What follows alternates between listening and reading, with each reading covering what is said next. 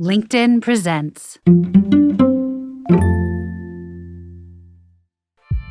I'm Rufus Griscom, and this is The Next Big Idea. Today, escape fantasies of tech billionaires.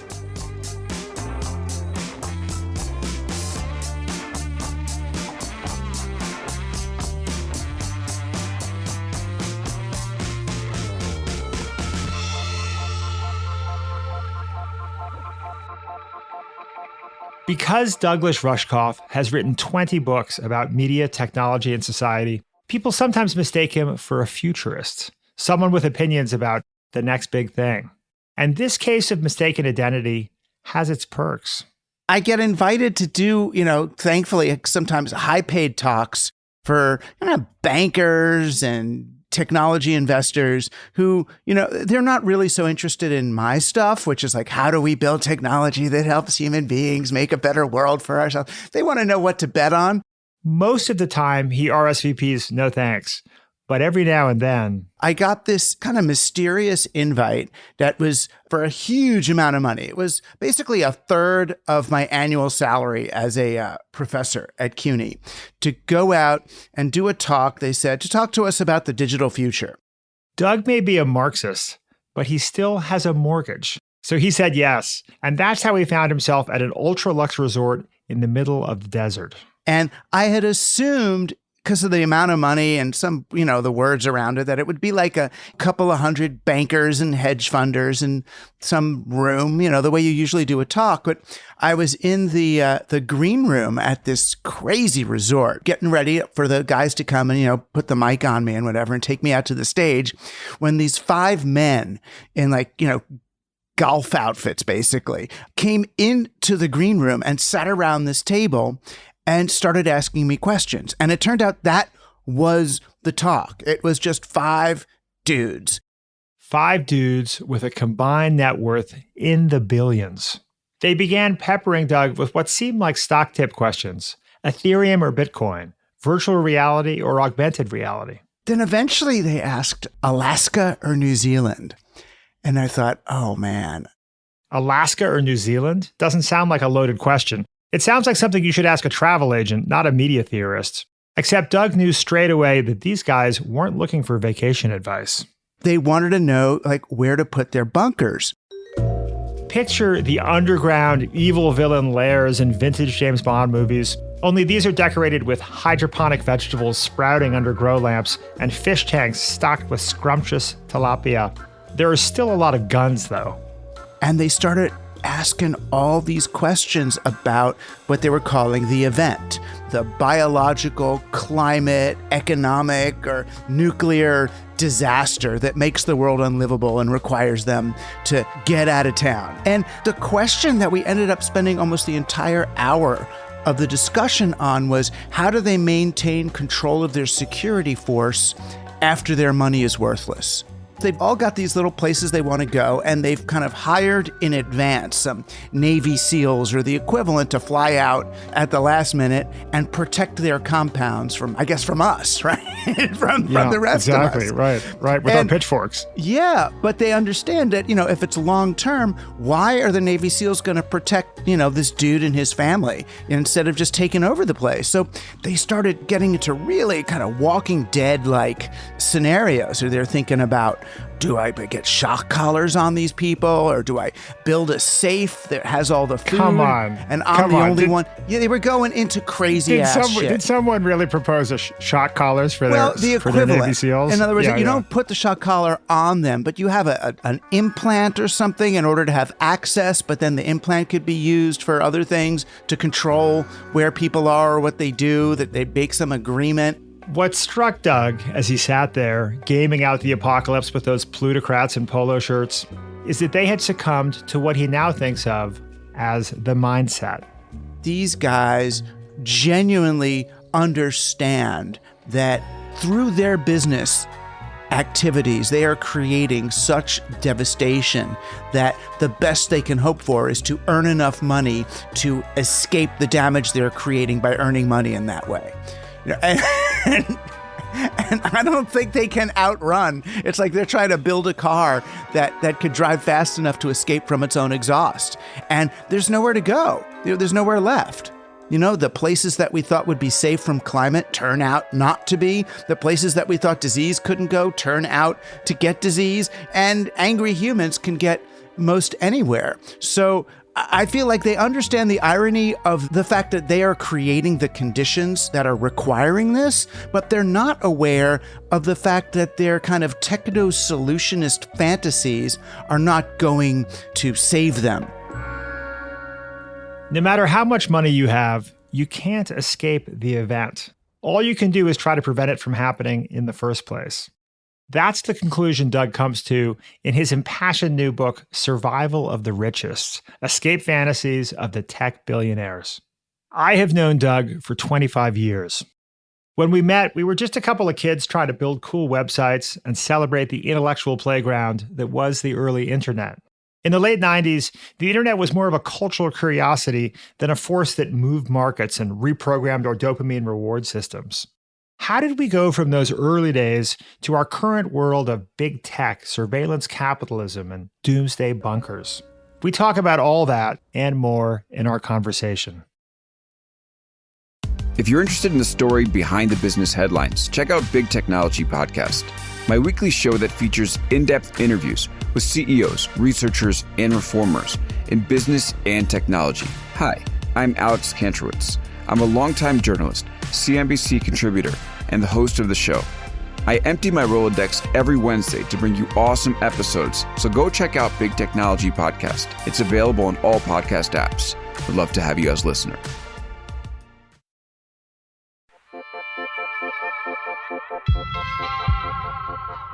Douglas Rushkoff, welcome to the Next Big Idea podcast. I'm so glad to be here. So the title of the book is Survival of the Richest: Escape Fantasies of the Tech Billionaires.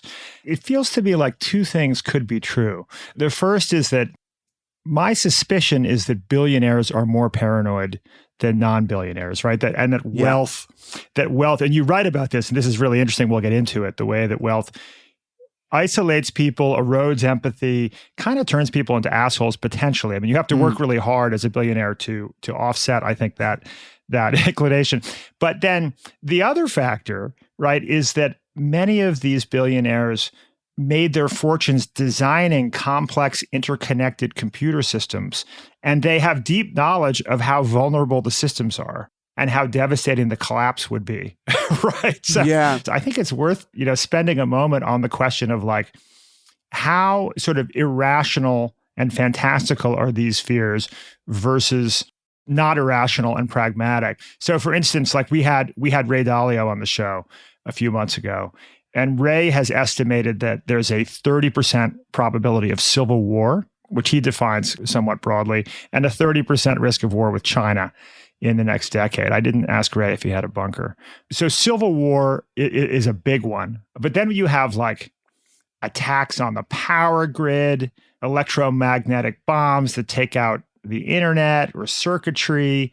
We could all imagine post-COVID a much more severe biological disease, whether it's man-made or naturally occurring. And then there's global warming, which strikes me as probably not a sudden event. It's probably more of a gradually boiling frog situation.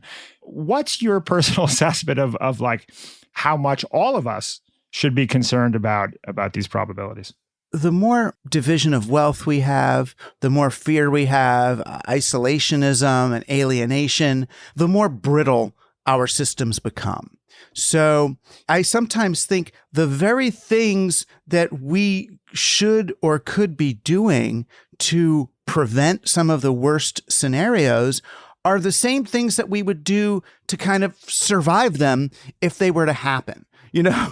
If shit's going to hit the fan and there's going to be no long distance supply chain of food, then wouldn't it be great to have like a lot of local agriculture around you and people that you know? Totally. Right. If there's going to be some kind of civil war unrest and people running around, then wouldn't you like to be friends with your neighbors? Right.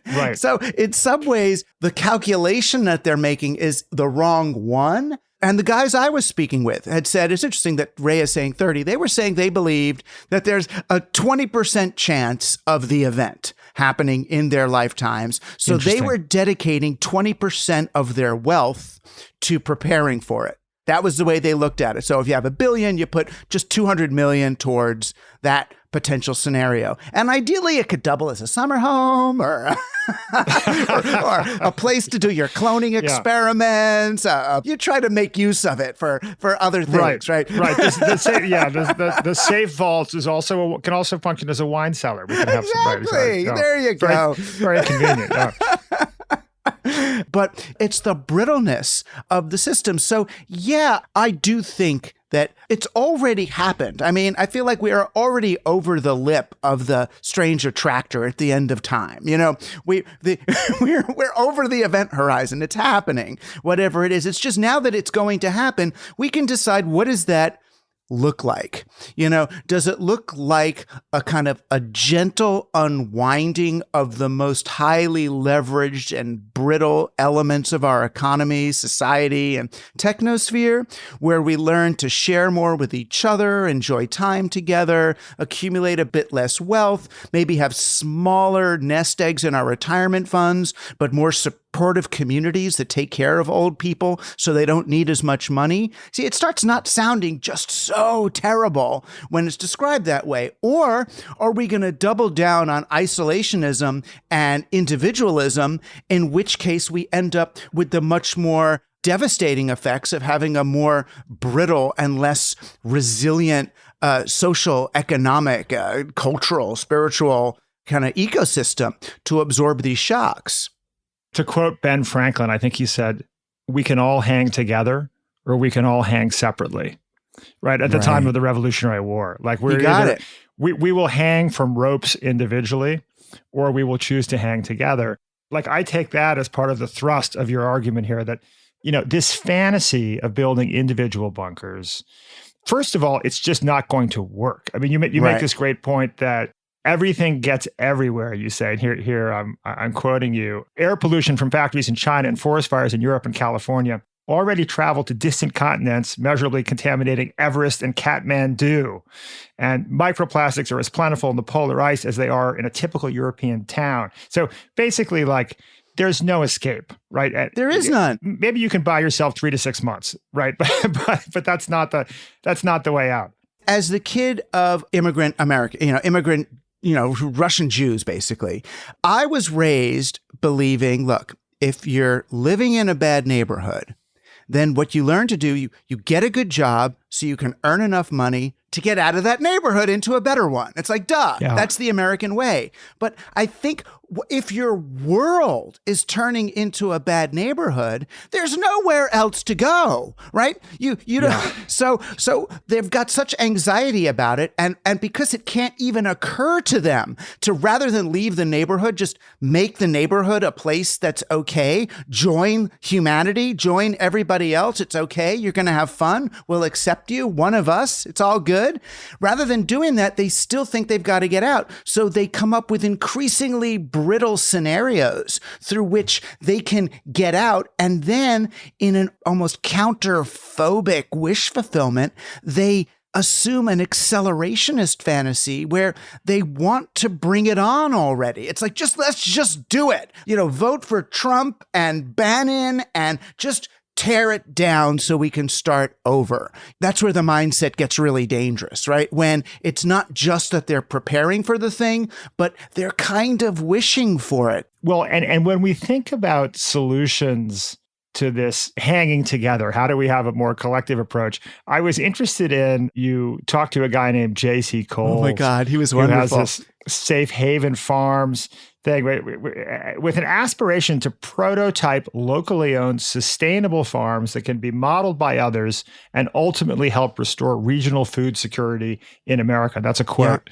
Yeah. And I love this line. He said, "I'm honestly less concerned about gangs with guns." This is in a post-event apocalyptic scenario, and he's in his farm with his military militia. I'm less concerned about gangs with guns than the woman at the end of the driveway holding a baby asking for food. I know. This guy was such a trip. I wrote the original article about my billionaire experience on Medium. And this guy emails me like the day after it posts. And he goes, I've got to meet your billionaires. I have the solution for them. And it was so weird because, I'm as prejudiced as anybody else, right? And I figure, stupidly, that anybody who's kind of truly green and regenerative and restorative and thinks like me is going to be some great kind of AOC lefty anarchist, progressive goody-goody. This guy is like, he won't even say the word Hillary. He just says her.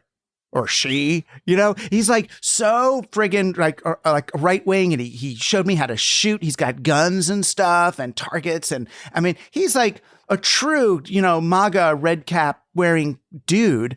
But his farm and the principles that he's trying to engender are so regenerative. His whole idea is you can't just hide away on what we now think of as a farm, because farms today the hens don't make their own babies. There's no roosters on egg farms. There's just hens, right? And they get hens somewhere else. There's no seeds on real farms. There's little sprouts that you buy and stick in the ground. Yeah. So they're not sustainable. So his idea is he wants to create these farms, safe haven farms, that are actual sustainable farms with seeds, with roosters, with water, that you actually do the things. And this would be a great place, if they work, for billionaires or millionaires to come when the shit hits the fan. So the idea is there'll be like, an hour helicopter ride or a 2-hour car drive away from major cities at hidden locations. And he's got all the Navy SEALs hired, and everybody, when the moment happens, when, the Ayatollah bombs us or whatever we're afraid is going to happens, activate, plan B, and everybody comes to the farm and it's there. It's a working farm.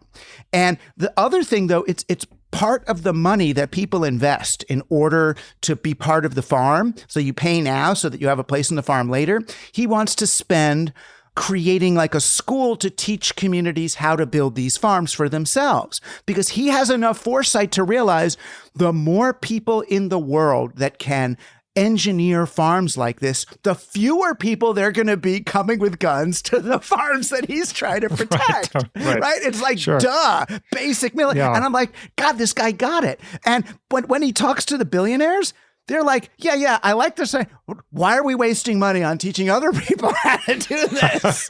Right. They're like, they don't want that. They want to go. They want their own thing. They don't want to have to. And on his farm, you're going to have to work, right? You're not just going to sit. Yeah. You're working. These guys, they don't want to work a farm. They want the servants and the robots to work it for them. So even this right-wing kind of MAGA guy's plan, which is actually kind of the workable plan, is too lefty, right? It's too progressive, too communitarian for the true isolationist billionaire. Another possible solution that's a little more out there is what some call seasteading or aquapreneurs. I found this fascinating. You say where each individual or family builds or buys their own high-tech floating villa or nano nation, and then floats to whichever modular cluster nation offers the best system of government. But if you stop liking the way the government's operating, you simply disconnect and propel yourself to another cluster. And actually, I learned that, there's this, I don't know if you saw this New Yorker piece on super yachts. They mentioned that, Peter Thiel and Milton Friedman's grandson gave startup funding to the Seasteading Institute, a nonprofit group that aspires to create these floating mini states. So what do you think about this? Well, it's interesting. I mean, seasteading is for these people that call themselves aquapreneurs, it's a phrase I love. So there's a techno-libertarian undercurrent to seasteading, which is kind of like, seasteading is a bit like starting a Substack because you can't find a magazine where you like working, right? Yeah, right. So it's like, fuck it, I'm going to take my ball and go home, right? And the idea is that, the governments that we have, it's a very Peter Thiel idea. The governments are so corrupt. They're so laden with all these social safety nets and things.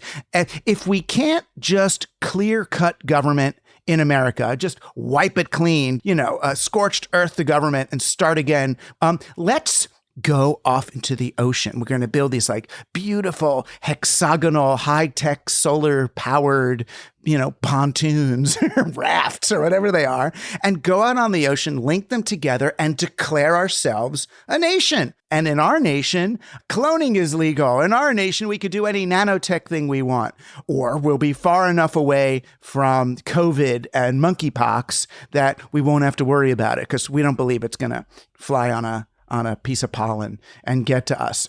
So it's sort of like an easier way to go to space. If you can't afford to get to Mars, seasteading is pretty easy as long as there's some fish. And even if I guess all the fish are dead in the ocean, you can still, have big rafts that serve as a kind of fake ground soil and grow things. Right. Waterworld. I remember that movie, right? Yeah. And this is actually, even though it sounds kind of ludicrous, I think there's actually something kind of nice about this idea because it reminds me of the David's book, The Dawn of Everything, David Graeber and David Wengrow. We had David Wengrow on the show.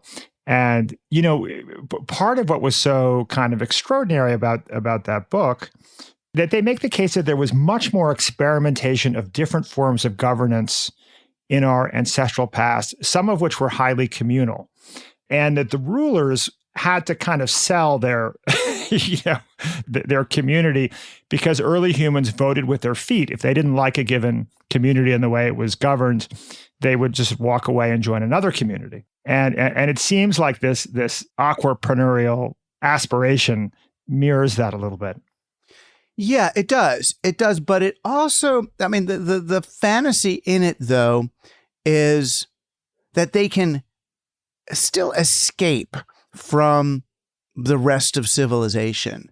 So there's an actual reality that's coming where there are going to be hundreds of millions of climate refugees quite literally walking from Bangladesh and other places that are underwater looking for homes in Turkey and this and that. And probably without the kind of money you need to build an aquapreneurial solar-powered raft to join Thiel and his friends in the Northern Atlantic or wherever they go.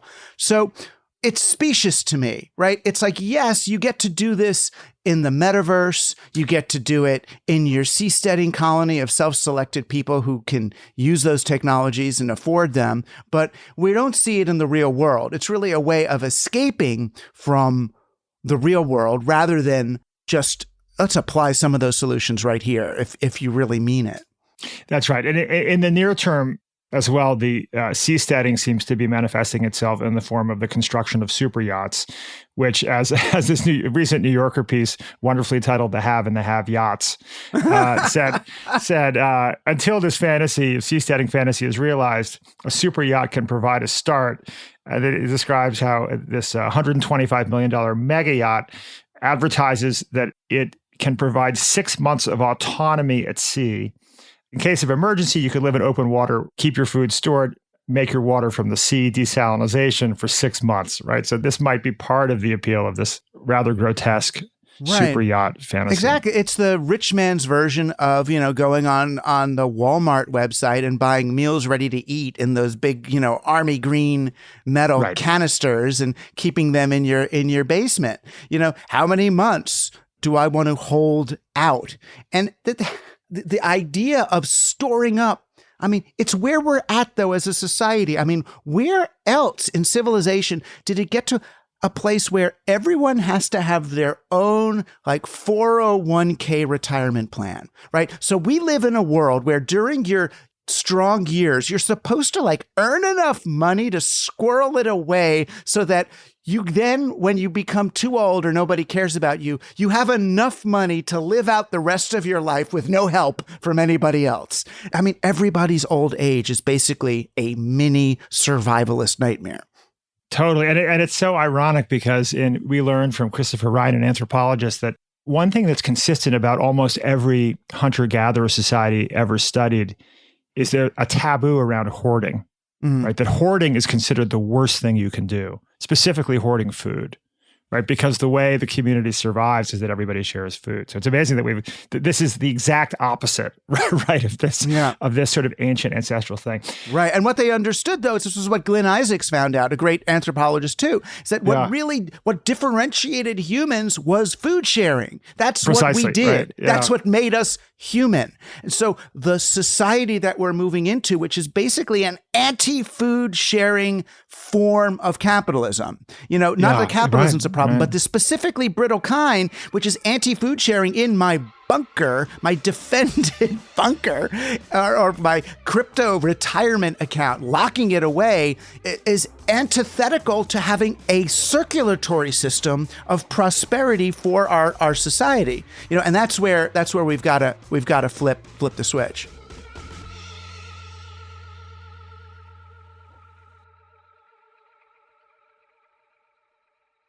From LinkedIn News, I'm Leah Smart, and this is Everyday Better. Positivity is just a belief that there are good things even in the midst of a broken world. Post-traumatic growth is about actually growing stronger as a result of trauma. The universe only has one chance to see through your eyes. Give yourself that much respect and your life that much respect. Join me every week to explore the stories and ideas that show us how we can live even better every single day with people who are changing the world. Tune in to my weekly podcast, Everyday Better, wherever you like to listen.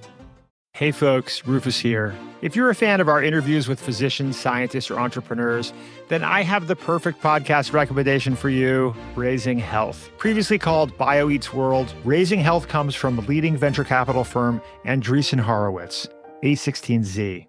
Each episode, Raising Health dives deep into the heart of healthcare, biotech, and AI with A16Z general partners. Along the way, they explore the real challenges and opportunities in health and biotech entrepreneurship. Not to mention, you'll hear raw insights and actionable advice from notable guests like Omada CEO and co-founder Sean Duffy, and AI expert and In-Sitro CEO Daphne Kohler. Don't miss out. Follow Raising Health wherever you get your podcasts.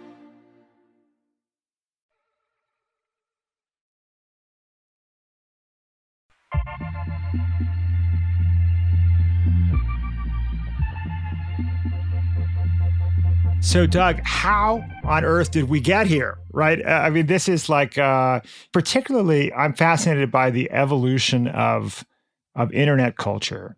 I mean, you talk about the mindset, right? Capital T, capital M, the mindset. But as an introduction to this, should we take a minute to reminisce, Doug, about when you and I first met? The glory days of the internet, right? We probably met in 96, 97. When I was first launching nerve.com. And it was a really exciting and beautiful and communal time. And there was this kind of magical new technology, the internet. And our first response was, this is a democratization of communication. Everyone has a voice, right? Everyone can become a blogger, publisher. Yeah. We were all pamphleteers. Like I ended up, with my then girlfriend creating a sort of, in theory, a smart magazine about sex and culture with photos of naked people, much to my mother's dismay, which is something we could not have done in print. So it felt like something that new technology made possible. But by 99, 2000, people saw it as a powerful wealth creation tool. But in 95, 96, 97, it was not that, right? It was just a new way to connect and communicate. Yeah. Well, I mean, if you go back to, my first experiences, online were in the 70s in school. And they weren't even really online, but computers were built with sharing kind of required as a part of their architecture. In our school, there was one mainframe at the Board of Education office, and everybody else had a terminal.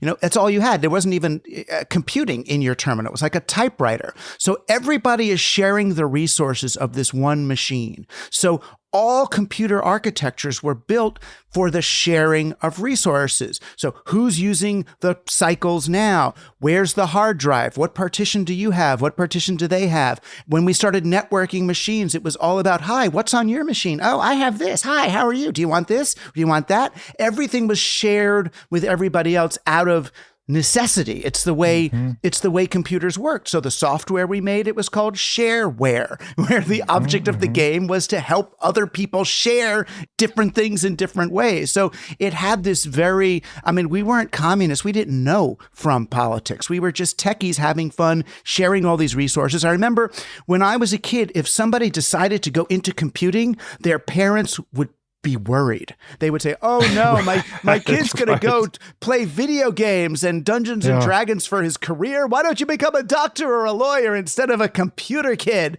It was that's how silly it was. And weirdly enough, when I was in college, the kids who were getting hired by Silicon Valley firms to go develop stuff were the psychedelics kids. They were not the math geeks. They were the Grateful Dead heads. They were the highest, most psychedelic people I knew. And so I became interested in the internet to find out why were acid heads being hired by Intel, Northrop Grumman, and Apple. And it's because these people were comfortable kind of hallucinating new realities. They were comfortable imagining things that would come into being and being that disoriented and creative. And we all genuinely believed that the internet and digital technology would allow us to unleash the collective imagination in a way that wasn't possible before. Then, along came a Wired magazine that really helped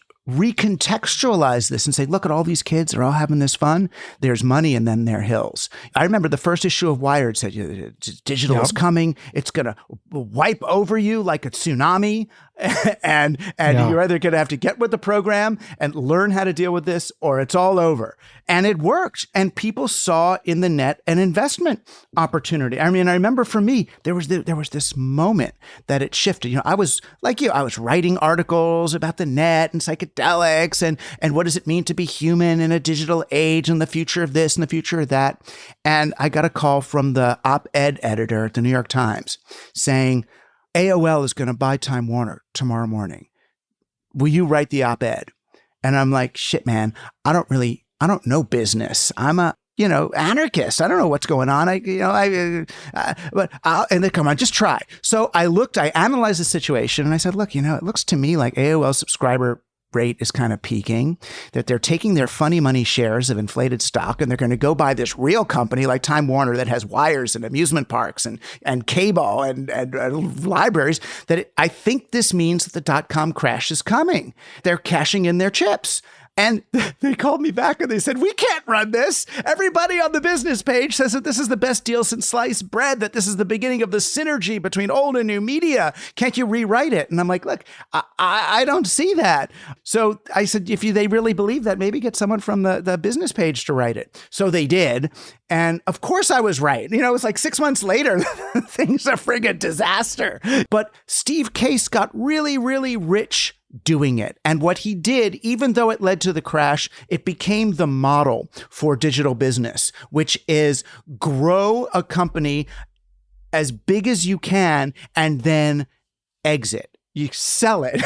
Yeah, get exactly acquired. Right. Yep. And by the way, Doug, I looked it up, and so the Guardian ended up publishing your piece, right? Yes. That the New York Times rejected. It's still up. I looked it up. It's still there. But that's a fun one to reference, right? That was. It's funny. I had taken all the money I had in the world when I was just out of college in 91. 92. And based on advice from my friend Tom Gardner, who was a classmate who'd started the Motley Fool, I put it in AOL and just sort of studying what was happening. So $1,000 was all I had to my name. In the next 10 years, it turned into maybe 9 years, 9 years, $100,000, 100x return. And then it turned into 20,000 post. I should have read your Guardian article instead of the New York Times. That was my mistake. Yeah. But the interesting thing is that investors after that, though, they changed. So in the internet that you're talking about, the Nerve magazine and Word.com and all the fun stuff we were doing, those guys gave us money to try to do cool things. Yes. After 2000, it flipped when they're like, look, we will give you money, but then you're going to have to pivot your company to do the thing that we say. So if you've got some company that's now here to, we're going to help people network or find information or connect with each other. Yeah, that's good. But now I want you to pivot towards how can you extract data from them in order to sell it to the highest bidder. Yeah. They're like, fool me once, right? But they're not going to be fooled again. So what happened is the whole dynamic of the internet and digital technology changed, where originally we were building technologies for people to use. Now we're building technologies that use people. It's really that simple. You build a technology to get people to do this or get people to do that. So we're using tech on the humans. And once you're doing that, you're going to start seeing people as a problem to be solved. Yeah, no, I loved your comment. Internet journalism moved off the culture and media pages of the newspaper and into the business section. I remember that very clearly, right? That was late 90s. But then, as you say, after kind of investors were spanked in the early aughts, there was a more extractive, kind of cynical, controlling approach to the building of these businesses, as you argue. I love these two sentences. I underline them. The future became less a thing we create through our present day choices or hopes for humankind than a predestined scenario we bet on with our venture capital, but arrive at passively. This freed everyone from the moral implications of their activities. Yeah. And, there was so much more money for those who moved in the kind of faith popcorn futurist direction where you're predicting the future for people. Here's what's going to happen. So much less attention was given to those of us who are like, here's a future you could build. Here's what you could do. And we still are the future is not, and that's what I keep trying to tell these prepper billionaires. It is not set in stone. We are still in charge of what happens. It's not that hard to save this planet, the civilization from itself. It's just a matter of not seeing it as inevitable. And we have the tools to do so in a way that we never have before, right? There really is the potential to create a much more kind of collaborative, interdependent world where people don't necessarily have to work as many hours and so on. I know. People hear me talk and they say to me, why don't you like technology? Why don't you like? And I'm like, I love technology. I fucking love this shit. These devices are amazing. They are amazing. They are amazing. I mean, we could just stop and sit, even if we're all going to die. This has been amazing, right? I just hooked up Tidal through the Oppo to my old 1980 super hi-fi stereo that I got right at the end of high school. It's heaven. It's heaven.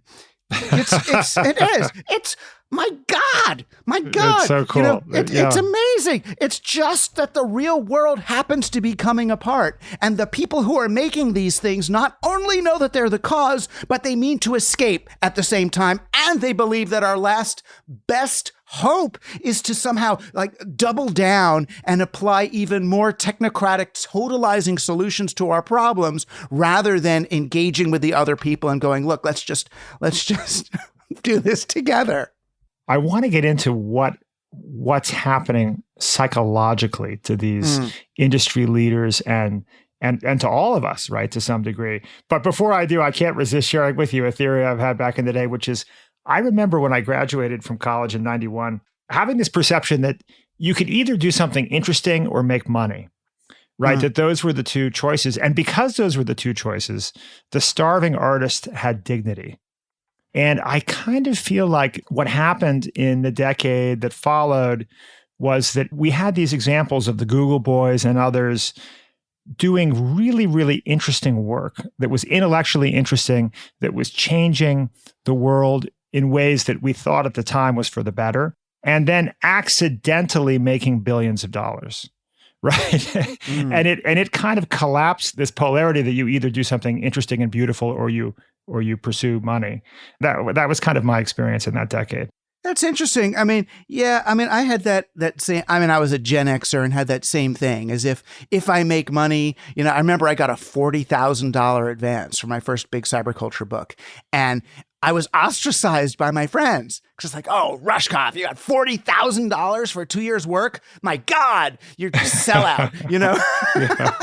Yeah. It's like, okay. But what you're saying about the money is kind of true. There was the kind of accidental money, but then there was the pivot money. So Google, right? 2 kids in their Stanford dorm room come up with a new way to do search that's going to bring down big bad Yahoo, right? The kids from Google come with an algorithm that's going to use people's links to figure out everything and bottom up, yay, the people's net. And they win. But then they're only making a couple of $1 billion a quarter. And Sequoia, who put in their money and want not just 100x now, but 1,000x returns, they go to Sergey and Larry and say, kids, what else you got? And they say, oh, well, you know, there is all this data that people are leaving behind that we're just kind of throwing out. Maybe, you know, we could kind of use that to figure, there you go. And thus, you know, the surveillance capitalism nightmare was born. I go to these business schools and I say, look, I think the way to be successful and good in the future is if you got to lower your sights. Can you be satisfied with just some tens of millions of dollars? Can you? If you could somehow bring yourself to be okay with ending up with just tens of millions of dollars, you can take a very different, much more fun, loving, circular approach toward business. So I invite you to consider what's enough. Because could you be okay? Could you somehow be okay with, say, 50 million?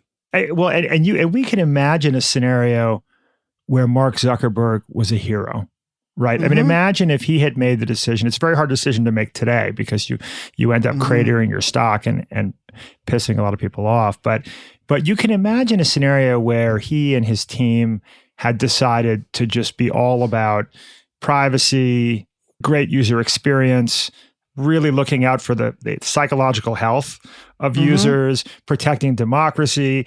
Now, this might be a business that would be worth, you know, a few hundred million or a few billion opposed to hundreds of billions. But you have to think that he would be a radically happier human being had he and his team made those decisions. You would think, I mean, but for 2 reasons he didn't. I mean, first, yes, now he's saying he's going to give back 99% of his money, to which I always say, what if you had just made Facebook 99% less abusive? Imagine that. But the other problem with Zuck is, you know, his role model is Augustus Caesar. You know, he's even got his hair cut like Caesar. So if you see yourself, the only way that you can imagine being truly happy and safe is to be the emperor of humanity, then it's really not going to work. It does seem that most very, very wealthy people suffer an erosion of empathy. Extreme wealth seems to turn people into assholes, basically, right? I know. Not without exception. Like, I think you have to work really hard not to, my impression is if you come into billions of dollars, you have to work really, really hard not to become an asshole, right? And there's data around this, right? I mean, you talk about how studies have shown the more power a person has, the less motor resonance or mirroring they do of others, right? Which is we sort of automatically mirror each other's facial expressions. And this is part of our capacity to feel empathy. So can you tell us more about that? Yeah. I mean, no one really knows why, right? But yeah, that extreme wealth erodes empathy. And we've done the experiments in the MRIs and facial scanning that billionaires don't identify with the pain or emotions of other people as much as the rest of us do, that they walk around as if they have damaged their frontal lobes. And it's not before they're billionaires. It's not that these kinds of people become billionaires. It's that they get that way. And, you could justify it, really simply saying, well, look, these guys are in social situations where they're afraid that someone's going to ask them for money or help at any moment. So, they've learned to avert their eyes. They've learned to shield themselves off. Like a surgeon maybe, is going to develop a bit of that when they're operating because they don't want to feel for the person. Right. But it also implies though that winning in that wealth way, it really does mean leaving the others behind. And I tag it kind of as the reason why apocalypse is not, for them, is not something to be avoided, but a kind of a wish because they get to be away. That their natural human organism is going to want to identify with the pain and emotion of others. It's what we do. It's central to our code. So if they've kind of damaged their frontal lobes, I look at it almost as a weird defense mechanism. Their psyche is doing this to themselves as a way of justifying their removal, of justifying their lack of responsibility for the others. But it's certainly sad, that's right. That's well, the case. And we know that I think I recall that lottery winners commit suicide at a meaningfully higher rate than other people, right? There was a study that was a fascinating study where somebody some social scientist sat on a four-way stop corner, I think it was, and just to see whether there was a correlation between the kind of car people were driving and how often they blew through the stop sign or cut people off. And sure enough, the people driving Mercedes and BMWs were more selfish and obnoxious drivers, right? So, there's a fair amount of evidence of this. They've even done studies of people playing Monopoly where they sort of, they weight the dice and cause them to win more, and they become more, they eat more popcorn and candy and treat other people worse. But this goes back to your earlier point, which is that so many cultures see hoarding as the primary sin. Right. Once you hoard, it's going to make you an asshole. You can go back, not to get biblical on you, but go back to Torah. There's this great passage where, Pharaoh took at Joseph's advice, he hoarded all the grain, so then everyone would become slaves in order to get the grain. And when Moses wants to get the people to go and stuff, God says, "Oh, I hardened Pharaoh's heart," meaning he hardened his heart, meaning he made Pharaoh incapable of empathy. That's what he did, as if accumulating all this stuff turns you into something like an AI, that you become automatic, you become calcified, where there are only certain reactions that you're going to have.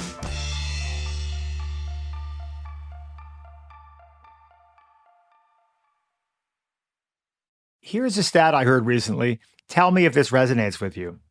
The vast majority of Americans, 81%, say they don't read as much as they want to. But get this, the same folks say they only need to do 15 minutes of reading to feel like they accomplished something. So, okay, most Americans don't read as much as they'd like to, but they think they could solve that problem in just 15 minutes. But let's get realistic. How much can you really read in 15 minutes? A few pages of a book, a short magazine article, maybe a kitchen appliance instruction manual? Well, what if I told you could read a whole book, in 15 minutes or less? In fact, you don't even have to read it. You can listen to it while you're doing the dishes, weeding the garden. If you think that sounds too good to be true, then clearly you haven't downloaded the Next Big Idea app. We have partnered with hundreds of the world's leading authors to create 15-minute text and audio summaries of their books. There's no other place on the planet where you can hear authors share the key insights from their books, a new one every single day, in such a neat and tidy package. All you have to do to access our incredible library of book bites is to go to your app store, search for Next Big Idea, and download our app. And our app isn't limited to book bites. It also has ad-free versions of this show, conversations with our curators, and audio-video e-courses with our favorite writers. There's no better way to get smart fast. Download the Next Big Idea app today.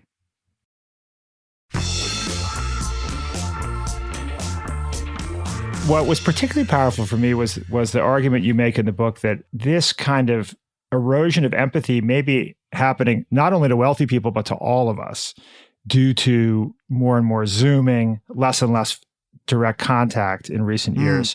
You have this wonderful description of how when we engage with others in real life, we can see if their pupils are growing larger to take us in. If their breathing rate, I'm quoting you here, if their breathing rate is syncing up with ours in empathy, or if their faces are flushing with passion.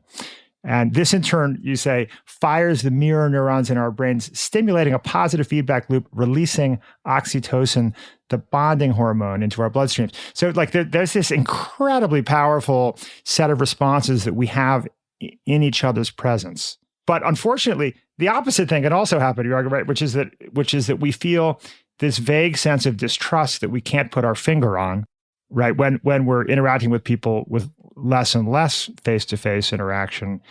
And that might change, as you say, the way we write our business plans, the way that we kind of see the world, the way that we prioritize funding our bunkers. Yeah, I know. It's funny. I used to use the Real Housewives of Orange County or whatever as my example of this. I used to watch it with Barbara, my wife, and I would, as a media theorist, I would wonder why these women have so many disagreements and miscommunications, because they speak the same language, same socioeconomic background, same culture. And I realized it's because they had so much plastic surgery and Botox in their face that they couldn't make facial expressions that were consonant with the things they were saying. So one of them was saying to the other, "Oh, I feel so bad. Your daughter's about to go in for cancer testing." And the other one didn't believe that she felt bad because her face was trapped in that Botox smile.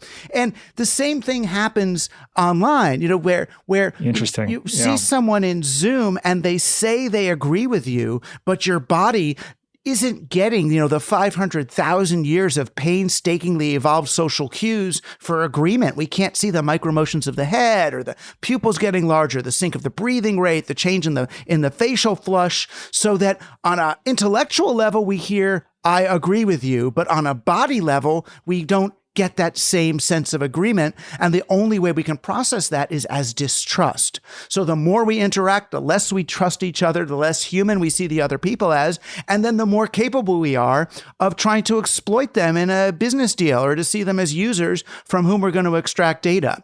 So it is a feedback loop that, or a negative feedback loop, really, that leads to more and more dehumanization of the other. Yeah, it's grim, although the solution is pretty clear, which is let's hang out together, right? The solution is so easy. I mean, that's the thing. When I was a kid, we were really middle class. I was raised in Queens, and there was one barbecue at the end of the block. And on the weekend, I remember my mom would give me a hot dog or something. I would go to the end of the block, and Selma Solomon or one of the other people from the block, they would cook it on the grill for me. I was 5 years old. Whatever, you walk down to the end of the block, they cook it. The barbecue was this community thing. It was running all weekend, and whoever was there would take care of whatever the kid brought. It was just the way we did it. My dad got a better job, and we moved to Larchmont, which is in Westchester, more hoity, and then eventually to Scarsdale. And we had our own barbecue in the backyard, and we weren't barbecuing with the Joneses anymore. It was like barbecuing against the Joneses. It's like they got porterhouse, we got filet mignon, they get Kobe, we're going to get lobster. It's like it becomes competitive, private backyard barbecuing. And it's when I realized, doing less, earning less actually makes you more social. And not to romanticize poverty. It's not poverty. I'm talking about good middle class living. Is fun. That's all you need. It's better. So what I'm asking people to do is to try to get local, to be more social. We are not obligated to keep the market growing.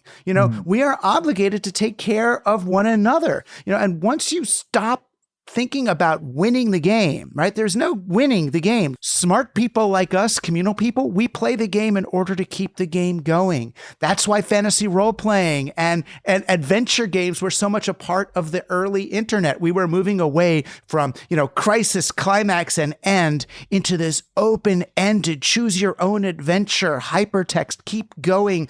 What am I? Who am I? Where you want to go today? Adventure that the internet invited us to take, but is now really not offering that. That's not the open-ended phenomenon that most companies are fostering. But we can certainly do that. We just have to get off all of these ends justifies the means journeys. You're not doing it for this or for that. You're doing it in the moment right now. If what you're doing right now is contributing in a positive way to everybody's experience, then chances are you're on the best path. If you're doing something awful now for something better later, then maybe you need to rethink. Now, all that sounds exactly right to me. But I think to your average Joe, you describe being distrustful of tech solutions to problems that were created by technology, right? So for instance, we have a serious global warming problem. A lot of people see the best solutions to global warming coming through tech development. Do you disagree with that? I don't have that much faith in the giant, super scaled X Prize $100 million award.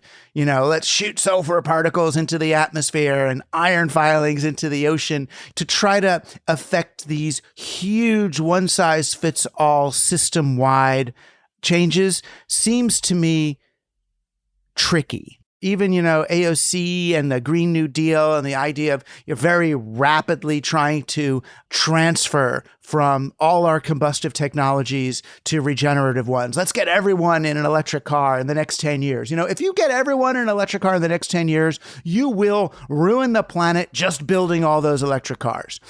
Finding the rare earth metals, the lithium and the molybdenum and the this and the that to build them, or all the solar panels or all the this, that we don't get from here to there to our renewable green energy economy without a rather lengthy period of doing less. We've got, degrowth, which I know is a dirty word, but degrowth is part of the transition. It's part of the solution. So I'm all for great new technological solutions. Desalinization of our water and all these is wonderful things, but I would be wary of doing major geo re-engineering projects, these kind of all at once. Let's flip this switch and turn all of our sky into this. I don't know. I feel like there are easier ways if we are willing to change our goals and behavior a bit, and honestly, live happier lives in the moment. So you would draw the line at geoengineering where you release. I think Nathan Myhrvold had proposed this, right? You string a garden hose in the North and South Pole or North Pole up 10 miles into the sky, whatever it is, with helium balloons and release silt into the air. You could literally mimic the effect of a volcanic eruption and literally turn down the Earth's temperature. That's a lot of people have a lot of concerns about that kind of the unintended consequences of that kind of geoengineering. But improvements in, I believe the cost of solar and the cost of wind in the last decade is roughly like 15 to 20 cents what it was 10 years ago.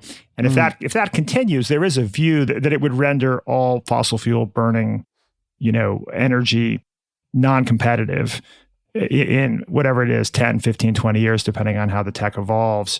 Are you suspicious of those solutions? I mean, it sounds like, yes, based on what I've read, yes, it's true that there are costs to the mining required for some of these technologies for batteries and so on.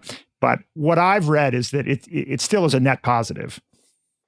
I'm all for good net positives as long as we look at all the externalities, right? As long as we look at the kids in the Congo who are digging for the molybdenum, as long as we look at the disposal of the batteries in our Tesla cars, as long as we're looking at the real end-to-end carbon, labor, and environmental footprint of the things we want to do, then yay, let's do them. But I think we should also look to whether doing them in a way that necessarily must also make billionaires out of the people who hold the IP.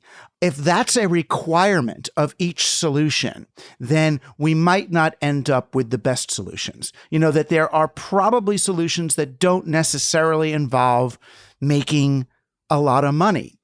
You talk, Doug, about building regenerative systems and, being comfortable with economic erosion if that's necessary to have more collaborative, reciprocal economies.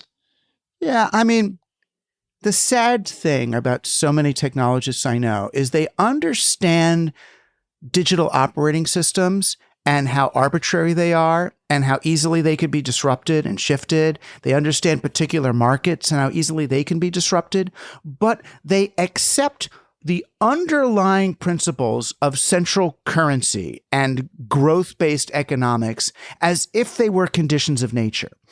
And they're not. There's ways to do business that don't involve that. What What we're looking at is an economic operating system that was developed in the 13th century by royals who were concerned about the rise of the middle class, the rise of a peer-to-peer economy. So they created a currency, a monopoly currency that you have to borrow and pay back at interest. And because you have to pay back at interest, you've got to grow. You need an economy that grows. That spawned colonialism and mining and extraction and a dominator economy. It led to all sorts of good things along with subjugation of lots of people and a lot of bad things. But it's not the only economic model. Not every business needs to be required to grow in order to achieve its purpose. If we start businesses that way and all of our projects that way, with it's okay to reach a certain size and then stay there, just like any system in nature, it opens up such new and different and wonderful possibilities. But it does require people kind of breaking out of this winner mindset that I'm going to have my IPO and then leave. I'm going to exit. When an exit strategy is required for your business plan, then chances are it's going to be required for your civilization as well. I love that. Yes, exactly. We need fewer exit strategies for sure, right? I take it, Doug, that you are not building a bunker. No, the planet is my bunker. I'm with you, man. I'm with you. I'm bunker free. I have no intentions of. I'm with you and Ben Franklin. We hang together. We hang separately. Hang together, right? I think wanting less from the material world and more from each other, right, is where we're headed. In terms of our commonality of view here. I know, it is. And the whole trick is every minute that you spend just with another person, looking in their eyes, making love, having fun, holding hands, is a moment that you're not feeding the market.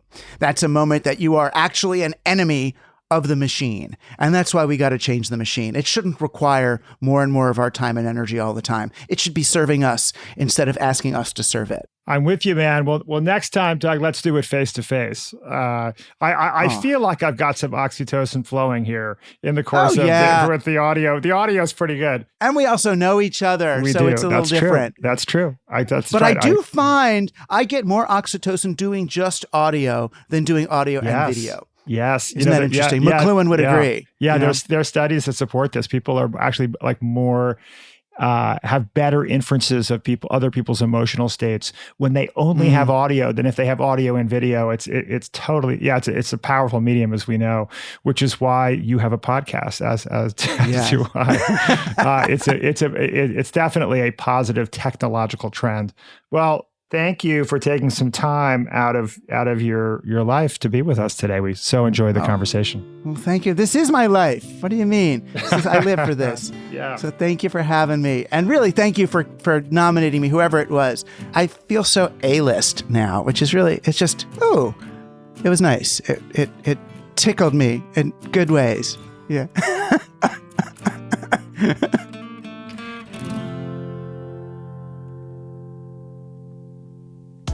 That was Douglas Rushkoff, author of the new book, Survival of the Richest. You can pick up a copy wherever books are sold, including in the Next Big Idea app. You'll also find, coming soon, Doug's Book Bite, where he shares 5 key insights from the book in under 12 minutes. Great for sharing with busy friends. If you enjoyed today's episode, I think you might also like our conversations with Jill Lepore, Azim Azhar, and Scott Galloway. To hear those episodes, to hear any of our episodes, follow The Next Big Idea on Apple Podcasts, Spotify, or wherever you're listening right now. While you're at it, we would be tickled, honored, elated if you would leave us a rating and a review. We really want to hear what you think. Today's episode was produced by Caleb Bissinger. Our executive producer is Michael Kavnat. Sound designed by Mike Toda. We'd like to live in a doomsday bunker with the team at LinkedIn.